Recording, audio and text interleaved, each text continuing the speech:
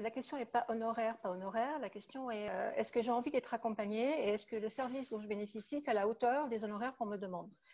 Pour moi, la vraie question, elle est là. On s'aperçoit en tant que professionnel que quand le service et l'accompagnement et le côté expertise et compétences du professionnel sert au parcours du client et à réaliser son projet, on n'a pas de discussion sur le montant des honoraires comme on n'en aurait pas sur un accompagnement d'un architecte, par exemple, puisqu'on perçoit bien quelle est C'est la clair. plus-value et l'importance de ce professionnel.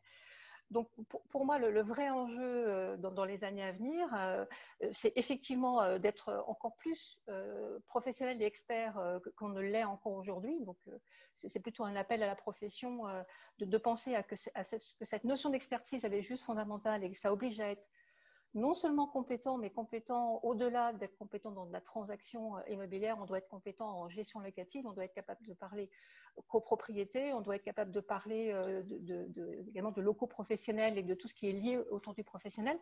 Donc, ça veut dire une multicompétence qui doit être, pour moi, un des objectifs majeurs des professionnels de demain. Et ça répond à ce besoin de confiance, on en parlait tout à l'heure. Moi, j'ai assisté à plusieurs sorties de crise en tant que professionnelle, ça fait 24 ans que je fais ce métier. On peut dire qu'en sortie de crise, on a à nouveau notre clientèle qui a besoin d'avoir un repère, d'être accompagnée par un sachant. Et que si on sait saisir cette balle au bond, on a notre rôle et tout notre rôle à jouer en sortie de crise. Donc, je ne suis pas inquiète.